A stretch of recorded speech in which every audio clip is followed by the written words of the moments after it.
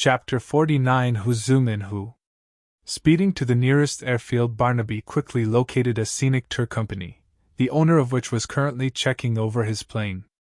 "Good morning," shouted Barnaby as he pulled his car to a stop beside the sheet iron office marked Valley Air Tours, established 1992. "Morning to you too," replied Bob Valley, stepping down from the plane. "My name is Bob Valley. What can I do for you?" "I need a quick plane hire if you are available," asked Barnaby, stepping from the car. "Okay, that sounds good. When would you like to book it for?" asked Bob. "How about right now, Bob?" replied Barnaby, waving a handful of pound notes in Bob's direction. "Give me 5 minutes to finish off my checks, and we can be in the air." "Excellent," said Barnaby, smiling to himself. 5 minutes later, as the little plane struggled into the air, Barnaby kept a close eye on the locator readout as it pinged the whereabouts of his arch-enemies. Pointing to a spot on the horizon, Barnaby asked, "Can we head in that direction?" "Of course, it's your money." Barnaby was still blissfully unaware that what he was actually chasing was more of a red herring than a hot lead. For the last few days his only thoughts and dreams had been of finally catching these two again and finding out what they had done with all the solarium. He would be able to tell Sebastian the good news himself and would revel in the knowledge that it had been his hard work and diligence, his insight, that had saved Sepulchre. As he daydreamed, he became more and more lost in his fantasy world. "Where to next, then?" asked Bob, his words cutting through Barnaby's veil of delusion. He glanced once more at the screen and gave Bob a new course heading. They were closing in on the quarry, and he would have them soon.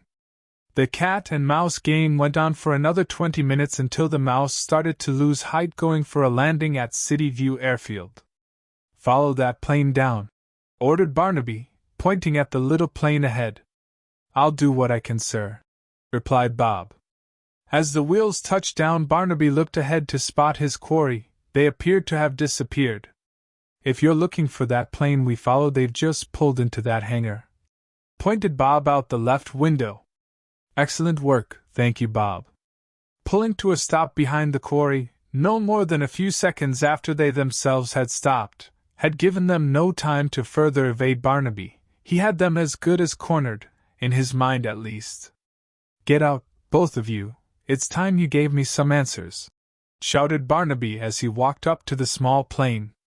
As Barnaby got within 5 meters of the plane, an old couple slowly stepped out of the plane.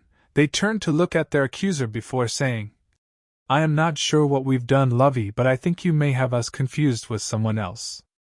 As Barnaby looked at the old couple, he realized his mistake. He had been chasing at red herring, but he could not work out how. The tracker was solid, and there was no way they could have spotted it, and then he saw it out of the corner of his eye. The tracker was stuck to the rear fuselage. After apologizing to the old couple, Barnaby walked back towards Bob, swearing to get his arch-enemies. "Bob, would you mind getting me back to the airfield, please?" "Of course, sir. We can be there in 45 minutes, replied Bob. "Thank you. I am very sorry for the wasted trip," apologized Barnaby. "It's not a problem, sir. I quite enjoyed it. How about we set off?"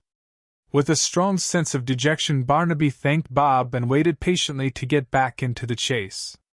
Meanwhile, back on the farm, the boys were finishing up their chores. "Thank you for a wonderful stay, farmer. Unfortunately, we have to be getting back to our HQ. Deli needs to be brought up to speed as soon as possible." "I understand," said Farmer. "I can't wait for you to get back proper." "Nor us, farmer, nor us," said the boys as they phased back into human form. "That is still quite an amazing sight," said Farmer, smiling. "Right, we must be off. See you soon, farmer. We'll miss you. Bye for now, boys, and take care." As they drove off, Farmer waved as he walked back into the farmhouse for a cup of tea. It had been quite a day.